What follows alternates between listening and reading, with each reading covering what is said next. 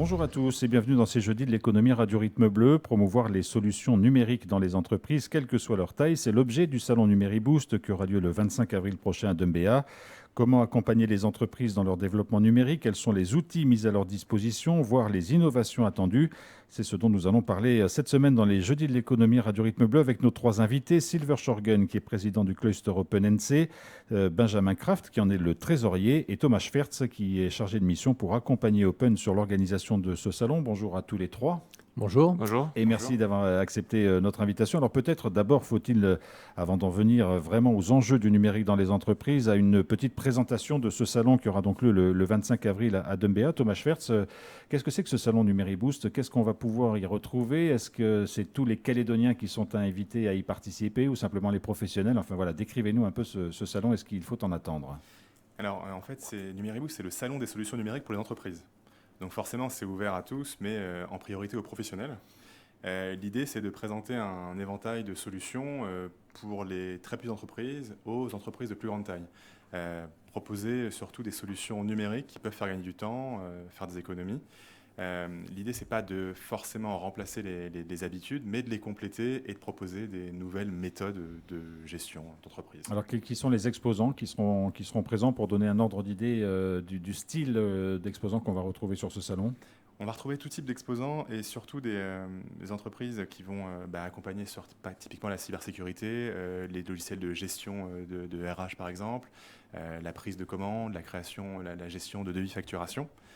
Aujourd'hui, on a 32 entreprises exposantes et 10 exposants qui sont des collectivités qui vont aussi permettre d'accompagner sur les dispositifs qui sont mis en place pour la transition numérique. Alors, Silver Shorgen, vous êtes le président d'OpenNC, qui est le cluster du numérique, pour faire bref, en Nouvelle-Calédonie. Lorsqu'on parle d'équipement numérique ou de développement du numérique dans les entreprises, on parle de quoi exactement? Parce qu'on a l'impression que le numérique est déjà présent partout. Or, il ne l'est pas assez, selon vous? Alors le numérique est présent, est très présent en Nouvelle-Calédonie. On le voit sur les usages particuliers. Beaucoup de personnes ont des smartphones, un très grand pourcentage de personnes ont des smartphones, accès à Internet via des connexions 4G ou Internet classique. Les grandes entreprises ou les moyennes entreprises sont quand même bien équipées, que ce soit en matériel, en solutions, en digitalisation, etc.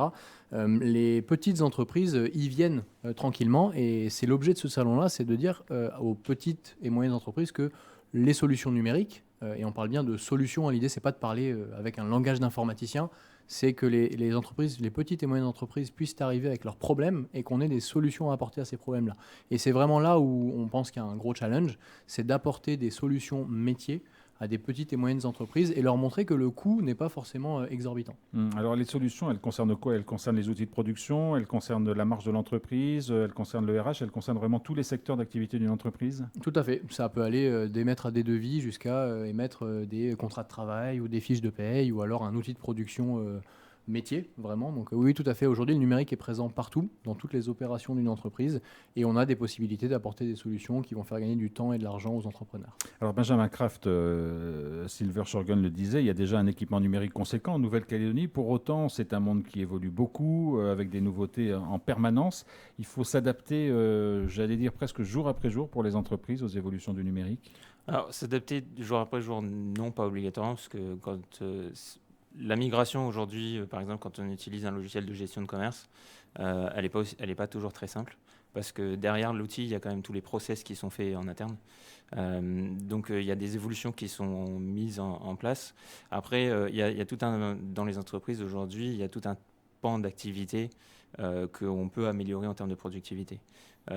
Par exemple, toute la gestion des factures papier qu'on peut dématérialiser, c'est un gros sujet aujourd'hui du numérique, et simplifier les actions qui sont effectuées par les collaborateurs ou par des services spécifiques. Est-ce qu'on peut estimer qu'il y a aujourd'hui, j'allais dire presque quelque chose à deux vitesses, c'est-à-dire des entreprises qui sont suffisamment grosses pour avoir des secteurs dédiés à toute la mise en place des outils numériques, et puis des entreprises plus petites qui ont peut-être des fonctionnements plus traditionnels et qui ont du mal finalement à franchir le pas? Oui, alors c'est sûr qu'il y a vraiment deux grandes vitesses sur cette partie-là. Aujourd'hui, ce qui est bien, c'est que comme les grandes entreprises ont déjà fait le pas, elles ont financé le développement des solutions pour les petites entreprises. Donc les tarifs réduisent de plus en plus et il y a des solutions qui sont totalement abordables pour tout le monde. Alors après, il y a toujours le fait du changement et c'est l'un des gros soucis en informatique, c'est qu'il y a un énorme frein au changement. Celui-là, il doit être accompagné pour le coup. Alors comment, Silver? Alors, je pense juste pour rebondir à ce que disait Benjamin avant, c'est vrai qu'on a souvent la vision que l'informatique est très chère, les solutions sont très chères, mais comme le disait Benjamin, aujourd'hui, on arrive à avoir des solutions financièrement adaptées aux petites et aux moyennes entreprises. Sur des logiciels, par exemple, qui ont été développés par d'autres, testés et qui, du coup, sont plus accessibles. Tout à fait. Il y a beaucoup d'investissements qui ont été faits, comme disait Benjamin, en effet, pour les grosses entreprises qui avaient des besoins, ou même en termes de prestations de services, où du coup, les équipes se sont formées. Et aujourd'hui, on est capable d'arriver avec des packages à des prix adaptés aux petites et aux moyennes entreprises. Après, pour la gestion du changement, alors souvent, c'est un oubli des projets informatiques et des projets numériques de manière un petit peu plus large. Et l'humain n'aime pas changer globalement, que ce soit dans le numérique ou dans d'autres choses. J'ai l'habitude de faire quelque chose d'une certaine façon à une certaine heure. J'aime pas quand on vient un petit peu me chatouiller et me demander de le changer. Ça, c'est naturel et c'est humain. Maintenant, ce qu'on essaye de faire beaucoup, c'est de l'intégrer dès la genèse du projet et de pas arriver à la fin en ayant voilà votre super outil de facturation. Bon, maintenant, débrouillez-vous avec vous et gérez votre changement. On l'intègre vraiment dès le début pour que ce soit distillé en amont, pendant le projet, et du coup, après, ça devienne naturel. L'idée, c'est quand on a terminé le projet, tout devienne naturel. Est-ce que la difficulté, c'est pas aussi que dans ce domaine spécifique du numérique, le changement, j'allais dire, il est permanent, c'est-à-dire qu'on met un outil en place et on sait très bien qu'il va être remplacé par un autre dans X années, voire X mois? Alors, c'est vrai que dans les solutions plus métiers, on a des cycles beaucoup plus longs. On ne change pas d'outil de facturation tous les 2 ans ou 3 ans, on est plutôt sur 10-15 ans. Donc les cycles sont quand même un petit peu plus longs, mais c'est vrai, c'est très très vrai, le numérique va très vite. Aujourd'hui, on voit des solutions qui sortent tous les 6 mois, tous les ans. Ça, c'est plus je dirais aux informaticiens, donc ce qu'il y a sous le capot. C'est aux informaticiens de s'adapter et de tout le temps être à jour. Par contre, l'objectif du numérique pour les petites et moyennes entreprises, c'est que cette complexité et ce changement ne soient pas visibles pour les utilisateurs finaux. Et c'est tout l'enjeu de ce qu'on veut montrer au sein du salon et au sein d'Open plus globalement, c'est que on ne va pas venir vous parler de technique, on ne va pas vous embêter avec des problématiques de migration ou de serveurs ou autre, mais on veut vous apporter des solutions et que ce qu'il y a sous le capot reste une problématique d'informaticien, pas d'utilisateur et pas de chef d'entreprise. Malgré tout, et on comprend bien ce que vous dites, est-ce qu'il faut de plus en plus, Benjamin Kraft, que le chef d'entreprise soit aussi très compétent en matière de numérique, ou est-ce qu'il doit s'appuyer sur des gens qui le sont au service de l'entreprise? Alors pour le coup, pas obligatoirement nécessité d'être compétent en informatique ou dans le numérique en global. On a de la chance sur le territoire calédonien d'avoir énormément d'entreprises, de fournisseurs ou prestataires informatiques. Donc ils peuvent accompagner. Qui peuvent totalement accompagner. Et pour tous les corps de métier. Alors comme Silver le disait, pour le coup aujourd'hui des solutions, il en existe pour tous les métiers, pour tous les départements dans des entreprises, dans des grosses entreprises. Et donc il y a énormément aujourd'hui de compétences sur le territoire et de personnes compétentes qui peuvent accompagner sur le changement, sur l'intégration, sur la maintenance après et sur les évolutions à venir. Et vous qui travaillez tous dans le secteur du numérique, en plus du rôle que vous menez à Cluster Open, est-ce que vous avez l'impression que cette notion de numérique dans les entreprises est de plus en plus intégrée à l'entreprise, ou est-ce qu'elles font appel aussi de plus en plus à des prestataires extérieurs? Est-ce qu'il y a une tendance qui se dégage aujourd'hui? Alors la tendance que moi je constate personnellement dans l'entreprise, c'est principalement une externalisation. Il y a de plus en plus d'externalisation aujourd'hui parce que quoi qu'il arrive, derrière, sous le capot, comme Sylvain disait, ça devient de plus en plus technique. Même si en façade, c'est de plus en plus simple pour les utilisateurs. Donc oui, il y a quand même une grosse tendance à l'externalisation aujourd'hui. Silver Shorgan? Oui, je confirme. Et si on cible les TPE-PME, elles n'ont pas forcément la compétence et de l'argent à mettre dans un salaire complet, parce que la personne potentiellement, ou les personnes pourraient s'ennuyer. Il n'y aurait pas forcément assez de travail. Donc on constate en effet de l'externalisation pour les TPE-PME, mais aussi pour les grandes entreprises, quand il y a besoin d'expertise très très forte. Sur différentes technologies, les prestataires de services locaux qui sont assez fournis, eux vont avoir une multitude d'experts qui peuvent mettre à disposition des entreprises. Donc c'est vrai que c'est une tendance depuis quelques années de vraiment conserver son cœur de métier et d'externaliser tout ce qui est un petit peu annexe à son cœur de métier, et l'informatique en fait partie dans beaucoup d'entreprises. Alors Thomas Schwertz, ce salon NumériBoost, il est aussi articulé autour de plusieurs pôles. Il y a un pôle conventionnel pour les solutions généralistes, il y a un pôle institution, il y a un pôle multithématique, c'est-à-dire qu'il a aussi pour vocation de répondre à plusieurs demandes. Il faut vraiment que chacun y trouve son compte. C'est le message de fond en fait, c'est venez rencontrer, découvrir, faites-vous accompagner. On a essayé cette année de cibler au plus large pour justement limiter cette impression de grand compte et que toutes les entreprises puissent se sentir concernées. Bien sûr, il y a le frein au changement et aujourd'hui, des experts sont là pour répondre et laisser la partie facilité auprès des TPE-PME pour que justement il y ait cet accompagnement au changement. Dans ces différents pôles, il y a des diagnostics de maturité numérique qui sont proposés par les institutions et surtout différents types d'exposants qui ont des solutions sur mesure. L'idée, c'est du conseil, surtout avant tout, et venez découvrir. On a essayé de tourner ce salon autour des conférences sur l'expérience de certains qui ont passé le pas. Et en fait, on présentera dans ces conférences différentes tailles d'entreprises qui vont dire « on l'a fait ». Pourquoi pas vous? Expliquer en fait quels ont été les écueils, qu'est-ce que ça a développé chez eux, comment ça a pu vraiment littéralement les aider. L'idée, c'est pas de forcer au changement, mais de dire c'est possible.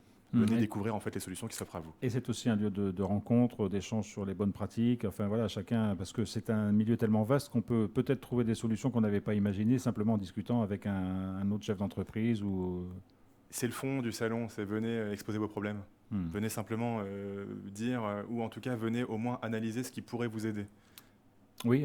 Et l'idée, donc on a essayé, comme on sait que des dirigeants d'entreprise ou des gérants d'entreprise n'ont pas forcément beaucoup de temps dans une journée à accorder à des salons, encore plus en ce moment dans une période de crise économique, on a essayé ces fameuses conférences ou partages de les faire courtes. Donc on a des conférences qui durent une demi-heure à 1 heure maximum. Donc si je veux vraiment prendre une information qui m'intéresse, le planning a été publié en ligne avec les conférences. Les gens vont pouvoir aller voir qu'est-ce qui m'intéresse. Ok, si je veux venir qu'une demi-heure, je le peux.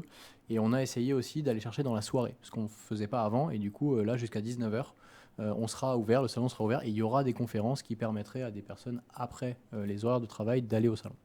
Alors Benjamin Kraft, on évoquait la crise économique actuelle et c'est une question évidemment qu'on est en droit de se poser. Est-ce que la mise en œuvre, le développement d'outils numériques au sein des entreprises peut, dans certains cas, être pas une réponse, mais en tout cas une aide pour passer des difficultés économiques? C'est-à-dire mettre en place un certain nombre de process peut alléger finalement une entreprise. Alors bien sûr, parce que le numérique apporte plusieurs choses, dont l'augmentation de la productivité.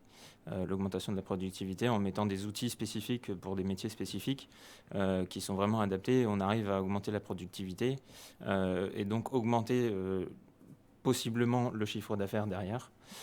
Donc oui, complètement. Je pense qu'il y a même aussi des économies à faire très souvent parce qu'on a décidé d'utiliser une solution à l'époque qui était comme celle-là et aujourd'hui il existe une autre solution qui répond aux mêmes besoins ou qui répond même à plus de besoins et qui est peut-être moins cher.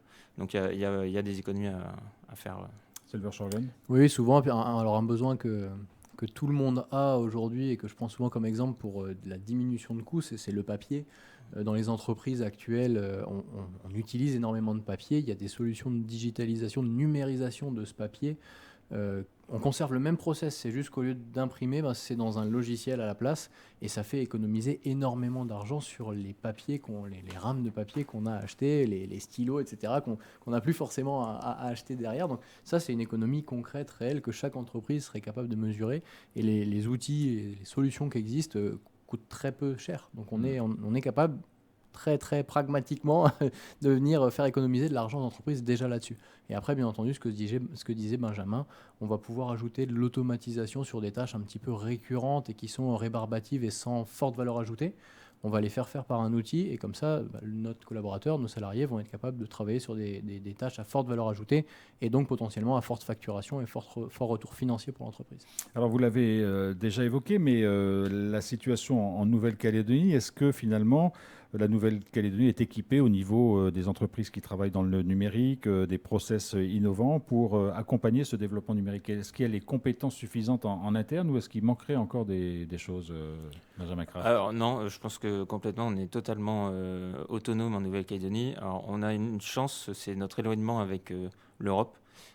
qui a fait qu'au fil des années, les Calédoniens ont créé des sociétés et des services numériques sur le territoire. Donc on externalise très peu les services. Et donc, les Calédoniens se sont formés sur toutes les technologies.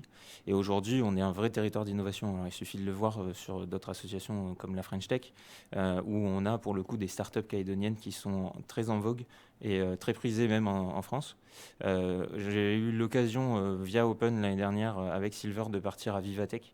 Et on a rencontré pas mal de monde sur le salon Vivatech. Donc, c'est le plus gros salon du numérique européen. Et principalement de l'innovation. Et en fait, les gros investisseurs commencent à se tourner vers des territoires insulaires comme la Nouvelle-Calédonie pour réfléchir à des projets et pour adapter certains projets qui sont faits sur des territoires insulaires sur des plus grandes structures, sur des plus grands territoires. Alors qu'à l'époque, c'était l'inverse. À l'époque, on prenait des grands territoires, prenait leurs solutions et leur façon de travailler et on l'adaptait à des territoires insulaires. Donc là, avec le changement environnementale, avec les crises économiques et autres, on essaye de faire l'inverse. Changement de paradigme, donc, en quelque Totalement, sorte. oui. Ouais. Alors, évidemment, se pose aussi la question, parce que ça peut être un frein pour un chef d'entreprise qui déjà peut-être a du mal à aller vers du numérique et dire que ça va occasionner un certain nombre de changements dans ses process et dans sa façon de travailler. Il y a aussi la formation des salariés, parce que généralement, quand un outil numérique se met en place, eh bien, il faut que toute l'entreprise en profite et il y a un certain nombre de formations. Est-ce qu'aujourd'hui, ça, c'est une préoccupation importante, Silver Shorgun? Oui, bien sûr. C'est un petit peu ce que je disais tout à l'heure. L'idée dans des projets comme ça où on vient intégrer un nouvel outil ou changer d'outil, c'est ce fameux changement. La formation fait partie du changement ainsi. On ne peut pas accompagner nos utilisateurs si on met une nouvelle solution de paye, par exemple, sans avoir formé mes RH avant. Donc l'idée, c'est d'intégrer la formation aussi suffisamment tôt pour que quand le produit arrive ou quand le produit est changé, il n'y ait pas de frein ou d'incompréhension à l'utilisation de ce nouvel outil. Donc la formation, et là aussi, on n'a pas à rougir aujourd'hui, on a des belles entreprises de formation dans le numérique qui ont tout à fait la capacité à accompagner les entreprises à se faire former lors de la mise en place d'un nouvel outil. Et à propos de formation, il y a la formation initiale, c'est-à-dire qu'est-ce qu'aujourd'hui, il y a de plus en plus de jeunes qui s'engagent dans cette voie du numérique, du développement. Enfin bon, votre moyenne d'âge en témoigne, à vous qui êtes sur ce plateau, Benjamin Kraft. Alors, 2 points. Il y a de plus en plus de formations. 2 points, pas 2.0. Hein. C'est ça. En 3.0. Il y a de plus en plus de formations sur le territoire qui concernent le numérique. Elles se sont créées au fil du temps et il y a de plus en plus d'organismes aujourd'hui qui proposent des formations initiales pour le coup. Le souci qu'on a, c'est qu'il n'y a pas beaucoup de jeunes qui vont vers ces formations. Malheureusement, il y a certaines formations qui ont dû être arrêtées au fil des années. Et on incite, alors on aimerait beaucoup qu'il y ait de plus en plus de jeunes qui s'intéressent au numérique, parce que le numérique est partout aujourd'hui. Mais non, on manque un peu de personnes. Silver Shorgun. Et ça fait partie, c'est une des missions du cluster Open. On essaye de sensibiliser beaucoup, collèges, lycées, et plus largement aussi au sein de la population, mais de sensibiliser au métier du numérique. On voit souvent, alors ça fait sourire, mais l'informaticien comme étant un geek au 4e étage sous-sol avec des lunettes et des boutons. Qui mange des sandwichs en tapotant sur son clavier. Des sandwichs, du coca, des pizzas et des chips en tapotant sur son clavier. Aujourd'hui, l'informatique, c'est extrêmement vaste. On va du matériel, du smartphone, du développement, de l'installation de logiciels, de formation, cybersécurité, intelligence artificielle. Des sujets, il y en a, on pourrait faire Aujourd'hui, on peut rester 10 heures. On pourrait faire une série d'émissions. Ouais. Voilà, pour en parler. Donc, c'est vraiment l'idée une des missions d'Open, c'est de sensibiliser. Il y a énormément de métiers et aujourd'hui, on n'est plus pour rentrer dans le numérique, on n'est pas obligé d'être un ultra expert. Il y a plein de sujets sur lesquels on peut rentrer dans le numérique qui sont assez simples et assez rapides pour être formé. Alors, vous avez évoqué 2 thèmes sur lesquels je voulais terminer cette émission. Le premier, c'est la question de la cybersécurité. Est-ce qu'aujourd'hui, il y a lieu de s'inquiéter? Est-ce que ça doit être une priorité pour une entreprise, Benjamin Kraft, quand on met en place, par exemple, des nouveaux outils numériques, de s'assurer tout de suite que la question de la sécurité est mise en place avec? Enfin, voilà, est-ce que ça devient une préoccupation très importante? Alors oui, ça devient une préoccupation très importante, puisque la sécurité informatique est bien nécessaire sur le territoire. Alors, c'est pas parce qu'on est en Nouvelle-Calédonie, un tout petit territoire, qu'on n'est pas attaqué. À l'époque, on avait ce qu'on appelle un pot de miel. Donc, c'est un ordinateur très vulnérable qui vient enregistrer toutes les attaques qui viennent de l'extérieur. et il y avait quand même plusieurs millions d'attaques par mois. Donc on n'est pas à l'abri, c'est pas parce qu'on est en Nouvelle-Calédonie qu'on est à l'abri. Donc oui, la sécurité aujourd'hui est importante. Après, respecter juste les principes de base de la sécurité informatique, avoir du matériel qui soit à jour en permanence, qui n'est pas obsolète, donc qui n'a pas 20 ans ou un peu plus, et se préoccuper, oui, de toute cette partie sécurité dès le départ. Alors, beaucoup de solutions aujourd'hui sont sécurisées au départ, surtout quand on parle de solutions externalisées, mais c'est un sujet, alors pour le coup, tous les prestataires ou toutes les sociétés de services en tiennent compte. Et 20 ans en numérique, c'est un siècle pour d'autres, mais voilà, les choses changent très vite. Silver Shorgun, vous l'avez aussi évoqué rapidement, mais c'est une question qui va se poser très rapidement, puisque l'intelligence artificielle se développe à vitesse grand V. Est-ce qu'elle va révolutionner le monde du numérique dans les années qui viennent? Est-ce que les choses vont changer considérablement? Alors, elle a déjà changé Certes. le monde du numérique de manière assez révolutionnaire. Ça va à une vitesse extrêmement vite qu'on n'a jamais connue dans le numérique. Donc, moi, je suis un éternel optimiste. Donc, je suis persuadé que cet outil-là, bien utilisé dans les entreprises, leur permettra d'avoir des meilleurs outils de RH, peu importe, facturation, etc., d'être plus productifs. Et surtout, je le vois vraiment comme un outil permettant d'enlever toutes ces tâches rébarbatives qu'on ne veut plus faire, nous, en tant qu'humains, et de le donner à un logiciel, parce que l'intelligence artificielle reste un logiciel, et que ce soit lui qui fasse ces choses-là. Donc recentrer l'humain sur vraiment des choses qu'il aime faire et des choses sur lesquelles il aura une très forte valeur ajoutée. Je le vois comme ça va extrêmement vite, et y compris sur le territoire, on voit de plus en plus d'entreprises qui l'utilisent tous les jours, au sein de leur entreprise en interne, mais aussi en externe pour leurs clients. Donc oui, c'est quelque chose, je pense, qui aidera les entreprises demain et aussi aidera à réduire leurs coûts numériques. C'est-à-dire que c'est une mutation qui est en marche selon vous. Les métiers vont changer, les organisations internes des entreprises vont changer. Tout à fait. Ouais, moi, je suis persuadé que il y a eu le boom de l'Internet qui a changé énormément de choses et aujourd'hui, plus personne ne se pose la question d'aller faire une recherche Google. C'est presque, je crois que le mot est même rentré dans le dictionnaire.